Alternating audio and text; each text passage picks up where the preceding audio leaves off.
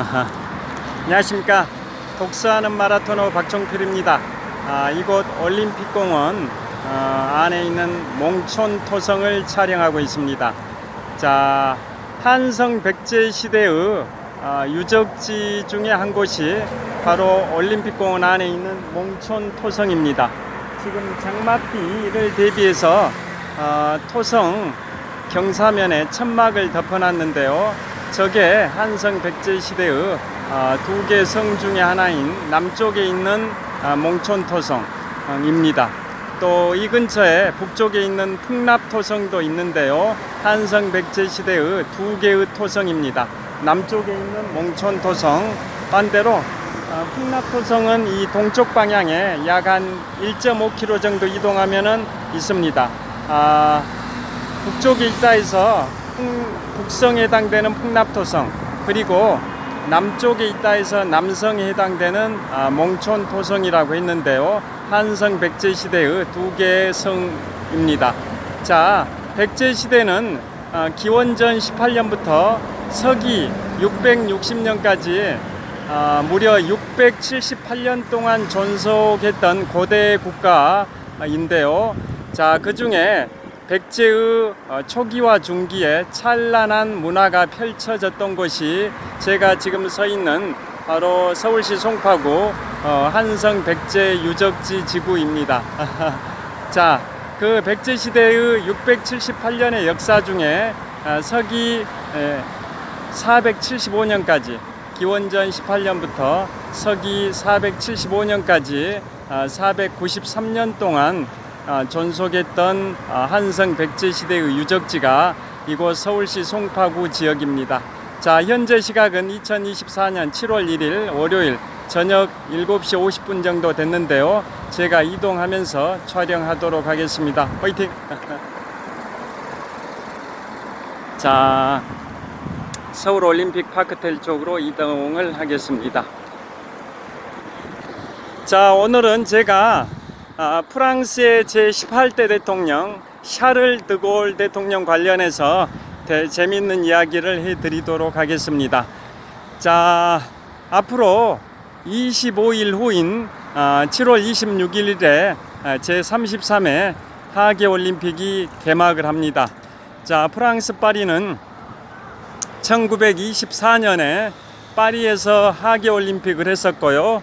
또 샤모니에서는 제1회 동계올림픽을 했었습니다. 그 1924년에 파리에서는 하계올림픽, 샤모니에서는 동계올림픽을 같은 연도에 하계올림픽과 동계올림픽을 각각 개최를 했는데요. 그로부터 100년의 세월이 흘러서 올해 2024년 이번 달 7월 26일에 제33회 하계올림픽을 개최를 하게 됩니다. 파리가 100년 만에 하계올림픽을 개최를 합니다. 자, 그렇게 되면 영국 런던에 이어서 하계올림픽을 3번 개최한 두 번째 도시가 됩니다. 자, 그래서 제가 요즘 프랑스에 관해서 계속 영상을 만들고 있는데요. 참고로 지금부터 4년 전인 2020년 4월 1일에 제가 인문학서적 세 번째 작품으로 프랑스 대혁명과 나폴레옹, 부제목은 불세출의 영웅 나폴레옹의 삶과 전쟁인데요. 그 책을 출간을 했었습니다. 그래서 프랑스에 관심이 많은데요. 자, 프랑스인들이 가장 존경하는 위대한 인물 4사람이 바로 서기 800년경 프랑크 왕국 시절의 샤를마뉴 대제입니다. 자, 샤를마뉴 대제, 그 다음에 루이 14세, 짐이 곧 국가다, 태양왕 루이 14세, 1600년대 후반 또 1700년대 초반 무려 인류 역사상 가장 오랫동안, 즉 72년 4개월 동안 국왕의 지위에 있었던 루이 14세. 루이 14세는 5살에 왕의 즉위를 해가지고 무려 72년 동안 왕을 했었으니까, 즉 죽을 때 77세에 돌아가실 때까지 왕위에 있었던 기간이 무려 72년 4개월입니다. 그분이 바로 짐이 곧 국가다라는 명언을 남겼던 태양왕 루이 14세인데요.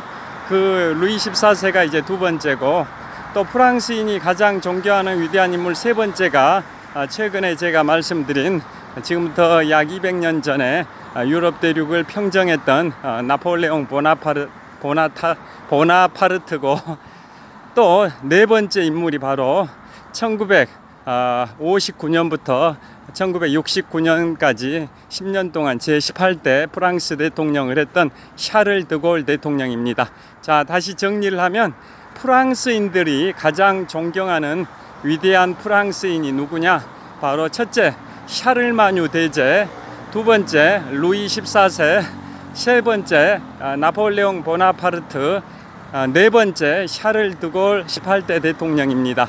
자, 그래서 프랑스에는 파리에 제가 14년 전에 유럽 3개국을 여행할 때 프랑스 파리를 갔었는데요. 거기에 가면 샤를 드골 국제공항이 있습니다. 자, 제18대 대통령 샤를 드골 대통령을 기리는 샤를 드골 국제공항이 바로 파리에 있습니다. 파리의 관문이자 유럽의 관문인 파리의 샤를 드골 국제공항. 자, 18대 대통령 샤를 드골 대통령을 영원히 기리기 위해서 파리의 국제공항이 바로 샤를 드골 국제공항입니다. 자, 미국의 뉴욕에는 존 F 케네디 공항이 있습니다. 제가 지금부터 10개월 전에 미국 동부 캐나다 가족 여행을 다녀왔는데요. 그때 미국 뉴욕에 바로 서쪽에 허드슨강 건너 서쪽에는 뉴저지주가 있고, 그곳에는 뉴어악 공항이 있습니다. 뉴어악 공항. 그건 이제 뉴욕 맨해튼 서쪽에 약 한 40km 정도 지점에 있고요. 반면에 뉴욕 맨해튼 동쪽에 있는 공항이 존 F 케네디 공항인데요.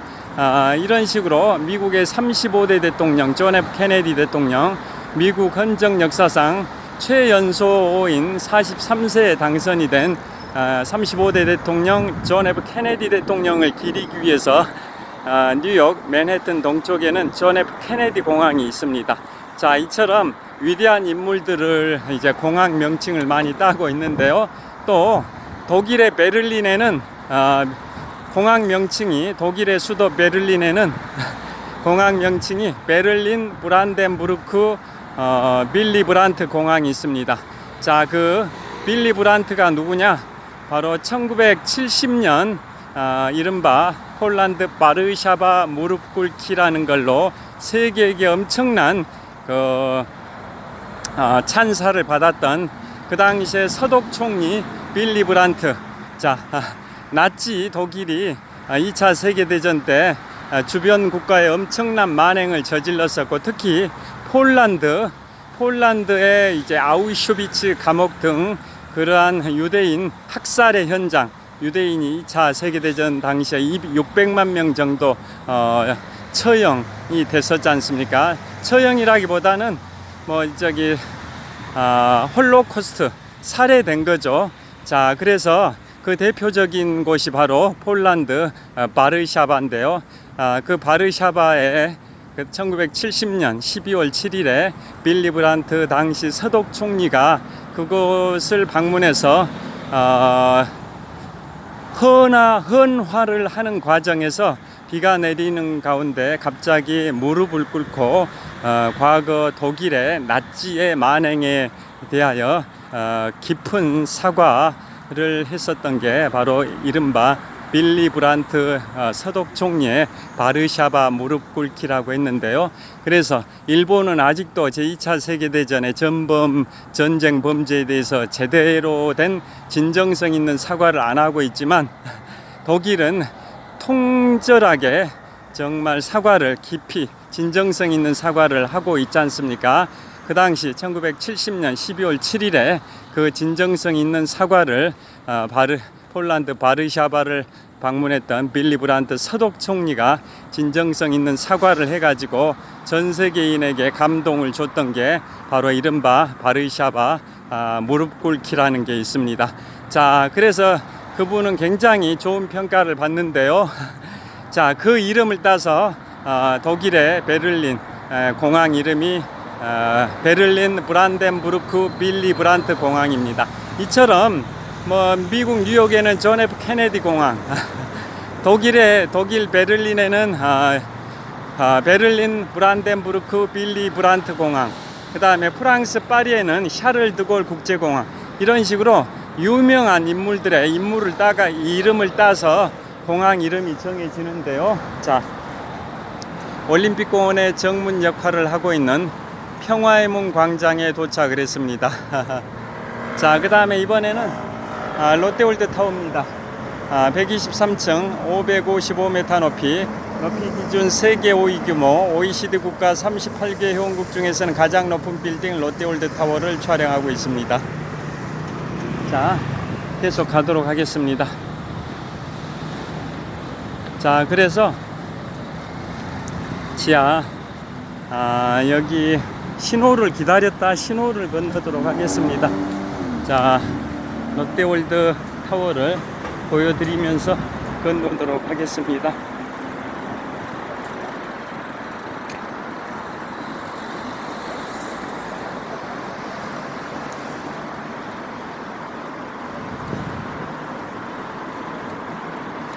자, 그래서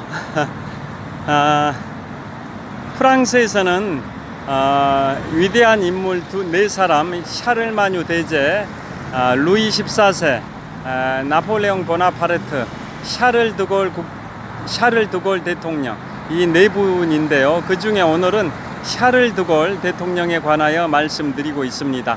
자, 그분은 제2차 세계대전 당시에 프랑스가 1940년 6월 14일 독일에 점령이 되고 6월 22일에 항복을 했는데요. 그리고 그로부터 4년 후인 1944년 6월 6일 노르망디 상륙작전을 통해서 프랑스의 파리가 수복이 된 날짜가 1944년 8월 25일입니다. 자, 그래서 프랑스가 독일 점령하에 있었던 기간이 대략 4년 3개월 정도 되는데요. 그 기간 동안 자유 프랑스라는 그러한 반독 운동, 독일의 점령에 대하여 투쟁하는 반독 운동을 펼쳤던 지도자가 바로 자유 프랑스의 지도자 샤를 드골이었습니다. 자, 2차 세계대전 당시에 영국, 미국이 주도한 연합국이 유럽 대륙의 수복을 위해서 독일 점령하에 있던 유럽 대륙의 수복을 위해서 엄청난 노력을 했는데요. 그 과정에서 유럽 대륙의 점령된 국가 중에 대표적인 국가가 프랑스인데요. 프랑스의 샤를 드골도 자유 프랑스의 지도자로서 엄청난 그 반독 운동을 펼쳤던 인물입니다. 그래서 2차 세계대전 종전 후에는 1959년부터 1969년 4월 28일까지 프랑스의 제18대 대통령을 지냈던 인물인데요. 자, 이분이 어떤 재밌는 이야기가 있냐면 1967년에 캐나다 몬트리올을 방문을 했습니다. 그러니까 대통령 재임 후반이었었는데요. 1967년에 캐나다의 몬트리올을 방문해 가지고 몬트리올 시청사 베란다에서 그 몬트리올 시청사 앞 광장에 모인 수많은 프랑스계 캐나다인들 앞에서 명연설을 했었습니다. 자, 캐나다 잘 아시다시피 영연방 국가 중에 하나인데요. 미국 역사의 시작은 영국으로부터 청교도들이 종교 박해를 피해서 1620년 메이플라워를 타고 미국의 매사추세츠주 보스턴의 플리머스항에 입항한 게 미국 역사의 시작 뿌리인데요. 그게 1620년인데 프랑스는 그보다 무려 85년이 앞선 1535년에 1535년에 프랑스 국왕 앙리 4세의 명령에 따라 그 당시 자크 카르티에라는 탐험가가 캐나다 지역을 개척을 했었습니다. 그래서 세인트 로렌스 강을 타고 쭉 이제 남서쪽으로 대서양에서 세인트 로렌스 강 하구가 만나는데요. 그곳에서 계속 남서쪽으로 약 1300km를 가게 되면 미국의 5대 호 중에 가장 동쪽에 있는 온타리오 호가 있습니다. 그곳에 나이아가라 폭포도 있고요. 자, 그래서 1300km 길이의 세인트 로렌스 강의 대략 중간 정도 지점에 퀘벡이 있고, 또 좀 더 남서쪽으로 100km 정도 내려가면 몬트리올이 있는데요. 두 곳이 다 프랑스계가 지금도 많이 거주하고 있습니다. 그래서 아까 미국 역사의 시작은 1620년 보스턴에서 시작이 됐다고 말씀드렸는데요. 프랑스가 캐나다에 처음 진출한 게 캐나다 지역에 처음 진출한 외지인이 바로 프랑스인입니다. 캐나다 지역에 원주민을 제외하고 캐나다 지역에 최초로 진출한 외지인은 바로 프랑스인인데요. 그게 미국 역사의 시작인 1620년보다 무려 85년이 앞선 1535년에 프랑스의 국왕 앙리 4세의 명령에 따라 프랑스 탐험가 자크 카르티에가 세인트 로렌스 강을 거슬러 올라가 가지고 퀘벡을 발견하고, 그 다음에 좀 더 남서쪽으로 100km 정도 내려가니까 몬트리올이 있었고요. 자, 그 두 곳을 최초로 발견했던 인물이 1535년에 프랑스의 탐험가 자크 카르티에입니다. 그래서 몬트리올에 가면, 제가 10개월 전에 갔었습니다. 몬트리올에 가면 자크 카르티에 광장도 있습니다. 그런데 그 자크 카르티에가 캐나다에 최초로 진출한 외국인인데 그곳에 정착촌을 만든 건 아닙니다. 정착촌을 만든 것은 그로부터 약 100년 후에 그 샹플랭이라는 프랑스의 탐험가가 그곳에 가서 정착촌을 건설을 했습니다. 그러니까 최초에 진출했던 인물은 자크 카르티에인데 정착촌을 건설한 인물은 샹플랭입니다. 자, 그래서 이제 퀘벡에는 구시가지가 뿌띠 샹플랭 거리도 있습니다. 뿌띠 샹플랭 거리. 그러니까 몬트리올에는 자크 카르티에 광장이 있고, 퀘벡에는 샹플랭 거리가 있습니다. 자, 각각 외지인으로서는 캐나다 지역에 최초로 진출했던 자크 카르티에, 그 다음에 정착촌을 최초로 건설했던 샹플랭, 이런 인물들을 기리기 위한 명칭이 바로 자크 카르티에 광장과 샹플랭 거리입니다. 자, 그래서 그 캐나다가 지금 인구는 약 한 4천만 명 정도 되는데요. G7 국가 중에 하나죠. 그룹 7을 G7, 이른바 선진국 클럽인데요. 자, G7 하면 미국, 캐나다, 일본, 독일, 프랑스, 영국, 이탈리아지 않습니까? 자, 이 G7 국가 중에 하나가 바로 캐나다인데요. 캐나다는 현재는 영연방 국가인데 최초로 캐나다에 진출했던 그 나라는 바로 프랑스라는 걸 제가 강조를 드리는 겁니다. 그런데 1763년에 유럽에서는 7년 전쟁이 끝나고 캐나다 북미 지역에서는 프렌치 인디언 전쟁이 끝났습니다. 쉽게 말씀드리면 영국과 프랑스 간의 전쟁이 7년에 막을 내린 거죠. 영국과 프랑스 간의 7년 전쟁이 막을 내린 게 1763년인데요. 그때 조약을 맺어가지고 결국은 그동안 캐나다 지역을 프랑스가 지배를 했었는데, 이제 캐나다에 대한 지배권을 프랑스가 영국한테 넘겨줘 버린 거죠. 그게 바로 유럽에서의 7년 전쟁, 캐나다 지역에서는 프렌치 인디언 전쟁에서 프랑스가 영국에게 패배했기 때문에 결국은 캐나다에 대한 지배권을 프랑스가 영국에게 넘겨줘 버린 거죠. 그래서 지금도 캐나다는 영연방 국가인데요. 그런데 캐나다의 10개 주 중에 가장 동쪽에 있는 주가 퀘벡주고요. 그 서쪽에 접해 있는 주가 온타리오 주입니다. 캐나다의 10개 주 중에 가장 유명한 주가 가장 동쪽에 있는 퀘벡주, 바로 서쪽에 접해 있는 온타리아주. 그 다음에 또 하나를 들자면은 태평양 연안의 브리티시 콜롬비아주, 즉 밴쿠버가 있는 브리티시 콜롬비아주인데요. 자, 캐나다 10개 주 중에 가장 유명한 게 가장 동쪽에 있는 퀘벡주, 두 번째로 유명한 게 바로 그 서쪽에 접해 있는 온타리오 주인데요. 자, 그 퀘벡주 안에 퀘벡시와 몬트리올 시가 있습니다.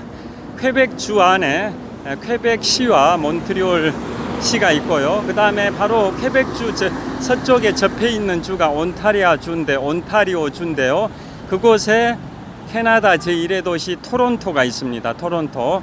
그리고 수도는 오타와입니다. 오타와. 수도는 퀘벡주하고 온타리오주의 접경지대에 수도 오타와가 건설이 됐습니다. 중립지대로 건설한다 해서 그렇게 한 건데요. 자, 결국은 퀘벡시와 몬트리올시가 속해 있는 퀘벡주는 지금도 프랑스계가 강하죠. 프랑스계. 반면에 토론토와 오타와가 있는 온타리오주는 영국계가 강한 상황이고요. 자, 그래서 지금도 퀘벡주의 프랑스계 주민들은 굉장히 캐나다로부터 독립해야겠다라는 그런 그 의지가 강합니다. 원래 그 캐나다 지역은 프랑스계가 최초로 진출을 했었는데 1763년에 7년 전쟁 내지는 프렌치 인디언 전쟁에서 프랑스가 영국에게 패배하면서 캐나다에 대한 캐나다에 대한 프랑스의 지배권이 넘어가 버린 그런 역사가 있다 보니까 그 캐나다에 있는 프랑스계 주민들은 아직도 과거에 찬란했던 그 프랑스의 그 지배 시절, 그 시절을 잊지 못해 가지고 퀘벡주는 캐나다로부터 독립해야겠다라는 그런 독립운동이 지금도 강합니다. 자, 그런데 1990년 당시에 1990년대니까 약 30년쯤 전인데요. 그때 분리 독립을 위한 투표를 했습니다. 퀘벡주에서 캐나다로부터 퀘벡주가 분리 독립을 할 것이냐 투표를 했는데 아슬아슬하게 분리 독립이 부결이 돼 버렸습니다. 분리 독립에 찬성하는 그 비율이 약 49.5%, 분리 독립에 반대하는 비율이 50.5% 정도, 약 1% 포인트 차이로 아슬아슬하게 분리 독립이 부결이 돼 버렸습니다. 그러니까 분리 독립에 찬성한다가 약 49.5%, 분리 독립에 반대한다가 약 50.5%니까 1% 포인트 차이밖에 안 나는데요. 그 정도로 분리 독립에 관한 의지가 강한 지역이 바로 퀘벡주입니다. 퀘벡주. 그래서 지금도 제가 10개월 전에 그 미국 북동부와 캐나다 지역 여행 갔을 때 영국계가 강한 토론토, 그 다음에 프랑스계가 강한 몬트리올, 퀘벡시 이런 데를 다 방문을 했었는데요. 자, 지금도 분리독립 열기가 있습니다. 그래서 1967년에 그 당시에 프랑스의 현직 대통령이었던 18대 대통령 샤를 드골 대통령이 바로 1967년에 퀘벡시도 방문하고 몬트리올 시도 방문했는데요. 퀘벡시에 방문했을 때 공식 연설할 때도 퀘벡 만세를 외쳤습니다. 퀘벡 만세. 그 다음에 몬트리올을 또 방문했는데요. 그때 1967년도에 몬트리올 시에서 바로 국제 박람회가 있었습니다. 그때 샤를 드골 대통령이 그곳을 방문해서 몬트리올 시청사 베란다에서 바로 그 수많은 프랑스계 캐나다인들이 모인 그 상황에서 연설을 했는데요. 뭐라고 연설을 했냐면 연설의 활용점정 마지막 클로징 멘트가 이겁니다. 들어보시죠. 자, 여기 밝은 데서 말씀드리겠습니다. 연설의 마지막 활용점정 클로징 멘트가 몬트리올 만세, 퀘벡 만세, 엄청난 환호성이 울려 퍼집니다. 그 다음에 자유 퀘벡 만세, 더 뜨거운 열광적인 환호의 소리가 울려 퍼집니다. 마지막으로 프랑스계 캐나다 만세, 그리고 프랑스 만세라고 외쳤습니다. 자, 캐나다는 엄연한 독립국가고 영연방 국가인데요. 프랑스의 현직 대통령이 그 몬트리올 시청사, 즉 프랑스계 주민들이 많이 살고 있는 몬트리올 시청사에서 광장에 모인 수많은 프랑스계 캐나다인들을 앞에 두고 그렇게 연설을 한 겁니다. 다시 말씀드리면 몬트리올 만세, 퀘벡 만세, 엄청난 환호성이 울려 퍼지고요. 그 다음에 자유 퀘벡 만세, 더 뜨거운 지속적인 환호가 울려 퍼집니다. 그 다음에 프랑스계 캐나다 만세, 그리고 프랑스 만세라고 연설을 했습니다. 그랬더니 그 프랑스계 캐나다인들이 어마어마하게 열광을 했었습니다. 자, 그거에 대해서는 이제 외교적 결례다. 어디까지나 캐나다는 영연방 국가이고 독립국가인데 왜 프랑스계 주민들로 하여금 분리독립운동을 계속 가열차게 하게끔 추진 동력을 실어주는 그런 발언을 프랑스의 현직 대통령이 하냐라는 그런 비판의 소리가 있었습니다. 특히 분리독립에 퀘벡주의 캐나다로부터의 분리독립에 반대하는 그러한 캐나다 국민들은 특히나 그 연설에 대해서 엄청나게 분노했었던 건데요. 반면에 그 캐나다에 살고 있는 특히 퀘벡주에 살고 있는 프랑스계 주민들은 엄청나게 환호하고 열광을 했었습니다. 그리고 마지막에 가서는 이런 말도 했습니다. 여러분의 피 속에는 프랑스인의 피가 흐르고 있습니다 라는 말로 활용점정을 했습니다. 그 정도로 1763년 그 7년 전쟁 끝난 다음부터 캐나다에 대한 지배권이 프랑스에서 영국으로 넘어가면서 기존의 프랑스계 주민들은 울분과 서름 속에서 살아왔는데요. 그 모국의 자국의 대통령인 프랑스의 현직 대통령이 몬트리올을 방문해서 그렇게 연설을 하니까 엄청나게 열광을 했었습니다. 자, 잠깐만요. 여기는 이제 사거리입니다. 제가 비추고 있는 방향이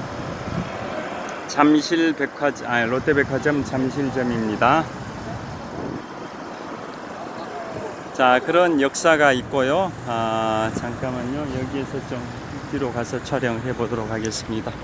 신호 바뀔 때까지 이쪽에 있어 보겠습니다.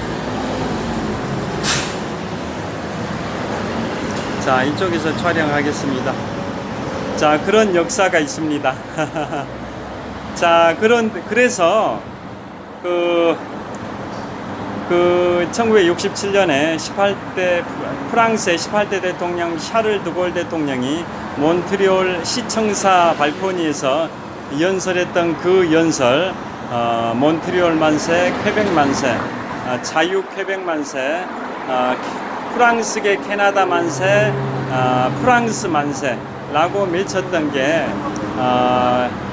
그 캐나다 퀘벡주의 분리독립운동에 기름을 붓는 격이 돼버려 가지고 엄청나게 영국 사람들과 캐나다의 영국계 주민들은 반발이 심했었는데요.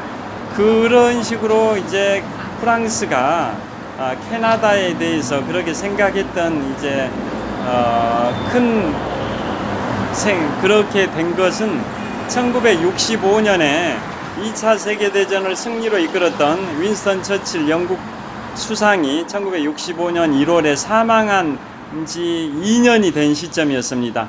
1965년 1월에 윈스턴 처칠 전 영국 수상이 사망을 했고요. 그로부터 2년이 지난 1967년에 드골 대통령, 샤를 드골 대통령이 그렇게 연설을 했었습니다.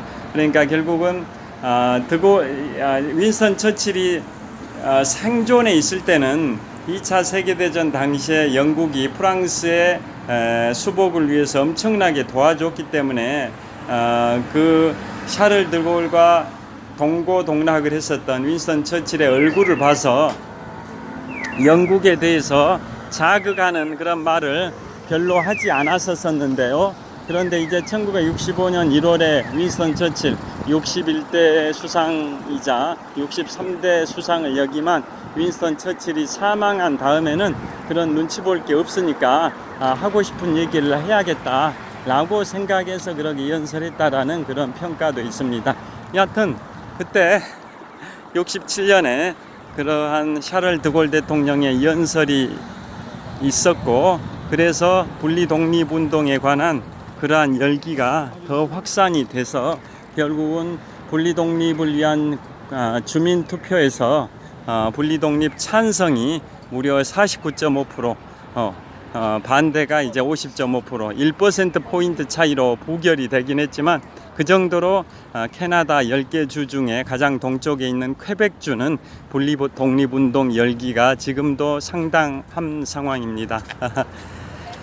자, 그래서 그 분리 독립운동은 이제 결국은 캐나다 정부에게는 굉장히 못마땅한 거죠. 왜냐, 퀘벡주가 캐나다라는 국가로부터 독립하겠다라는 거기 때문에 캐나다 정부에서는 굉장히 못마땅해서 1976년에 캐나다에 몬트리올 올림픽이 있었고요. 그때 우리 대한민국의 올림픽 참가 역사상 최초의 금메달을 획득했죠. 레슬링의 양정모 선수가. 그게 1976년 몬트리올 올림픽인데요. 자, 분리독립운동이 강하다 보니까 퀘벡주의 몬트리올 시에서 올림픽을 개최하는 것에 대해서도 캐나다 국가가 예산 지원을 별로 안 했습니다.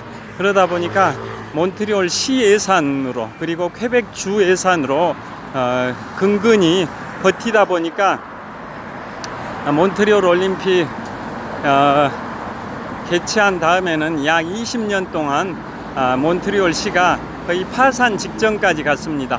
그래서 파산 직전에서 다시 회복하는데 약 20년이 걸렸습니다. 20년. 1990년대 중반에야 몬트리올이 파산 직전 단계에서 벗어나게 된 겁니다. 자, 이제 잠실 석촌호수에 도착을 했습니다. 자, 잠실 석촌호수 서호 방향을 촬영하고 있습니다. 자, 서호 북쪽 조깅로에 달리기를 하는 분들이 보이고요. 산책하는 분들도 보입니다. 그 다음에 서호 남쪽 조깅로도 보여드리겠습니다. 자, 서호 남쪽 조깅로도 보여드리고 있습니다. 자, 가방 좀 내리겠습니다. 자, 그 다음에 서호 한복판에는 롯데월드의 야외 놀이 시설인 롯데월드 매직 아일랜드가 있고요. 그 다음에 롯데월드 간판이 부착된 건물이 롯데월드의 실내 놀이 시설인 롯데월드 어드벤처 건물입니다. 자,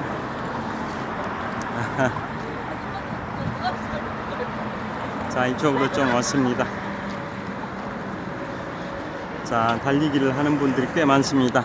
제가 이곳에서 22년 4개월 동안 마라톤 훈련을 해오고 있습니다. 정확하게 22년 4개월 됐습니다.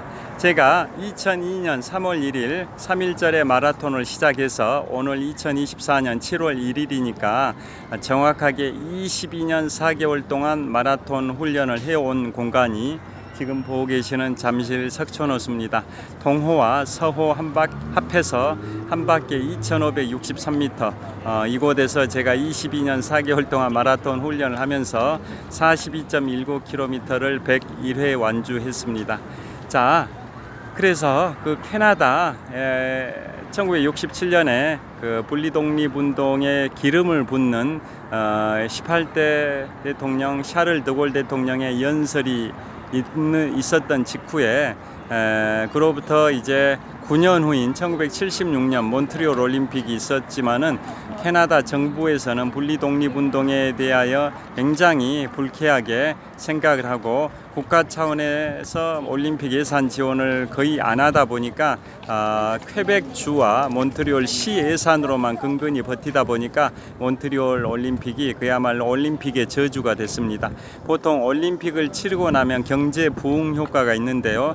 캐나다 몬트리올 올림픽은 경제 부흥 효과가 아니라 적자투성이가 돼버렸습니다. 특히나 그 몬트리올 올림픽 직전에 있었던 1972년 독일 미넨 올림픽에서 근대 올림픽 역사상 가장 최대의 참사인 검은 9월단에 의한 이스라엘 선수단 습격으로 인해 가지고 인질극으로 인해 가지고 팔레스타인의 무장단체 검은 9월단이 1972년 9월 5일 미넨 올림픽 당시에 이스라엘 선수촌을 습격해 가지고 이스라엘 선수단 총 11명이 사망이 되고 그 다음에 미넨 경찰 1명, 테러범 5명 사망, 그래서 총 17명의 사망자가 발생된 근대올림픽 역사상 가장 최대 테러로 기록된 1972년 미넨 올림픽으로 인해 가지고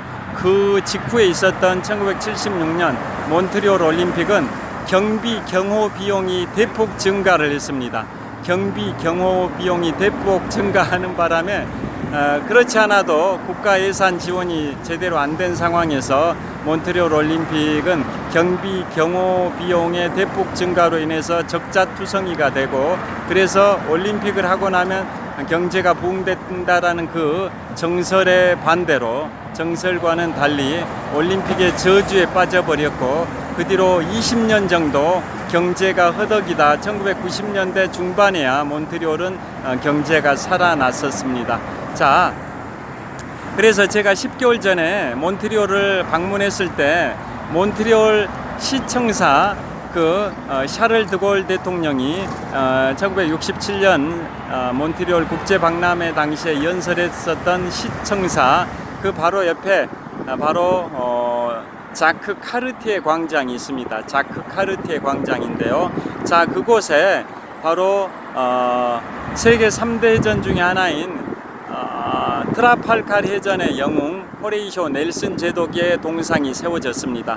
자, 왜 샤를 드골 대통령이 연설을 했던 그 몬트리올 시청사 바로 옆에 자크 카르티에 광장에 세계 3대 해전 중에 하나인 트라팔카르 전투의 승리의 주역 영국의 호레이쇼 넬슨 제독의 동상이 세워져 있을까요? 퀴즈입니다. 퀴즈. 그 이유는 프랑스계 캐나다인들이 분리독립운동을 하니까 캐나다 정부 입장에서는 매우 불쾌하게 생각을 하고, 그것은 꿈도 꾸지 마라 라는 차원에서 세계 3대 해전의 영웅 트라팔칼 해전의 영웅 영국의 호레이쇼 넬슨 제독의 동상을 세워둔 겁니다. 바로 그 트라팔칼 해전이라는 게 나폴레옹이 영국을 점령하기 위해서 준비하는 과정에서 트라팔칼 해전이 발생이 됐는데요. 그 트라팔칼 해전에서 영국의 호레이쇼 넬슨 제독이 프랑스의 빌레브 제독과 스페인의 연합 함대를 침몰시켜버리는 게 바로 세계 3대 해전 중에 하나인 트라팔칼 해전이지 않습니까? 결국 영국이 바로 프랑스를 꺾어버린 게 세계 3대 해전 중에 하나인 트라팔칼 해전인 겁니다. 그래서 너희 퀘벡주 분리독립운동은 꿈도 꾸지 마라. 바로 트라팔칼 해전에서 우리 영국이 너희 프랑스와 스페인 연합함대를 격침시켜버리지 않냐. 너희 퀘벡주가 계속 분리독립운동을 하면 과거의 트라팔칼 해전에서처럼 우리 영국은 프랑스를 가만두지 않겠다.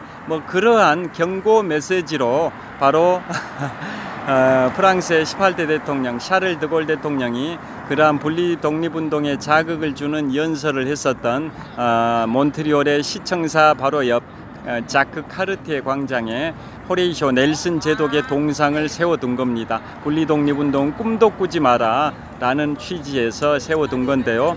그러다 보니까 그 동상 기단 위에 넬슨 제독의 동상이 세워졌는데요. 프랑스계 캐나다 주민들은 그 동상의 머리를 계속 동상에다 돌을 던졌습니다. 돌을. 왜냐?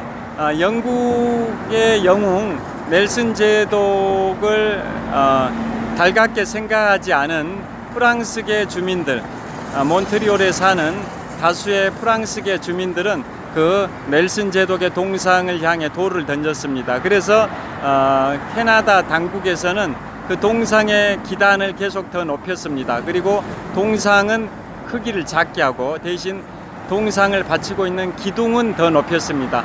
돌이 거기까지 미치지 못하도록 하기 위해서 동상을 받치고 있는 기둥은 계속 높였고, 반면에 동상은 맞추기가 어렵게 동상의 크기는 더 적게 했습니다. 그런 일화가 있고요.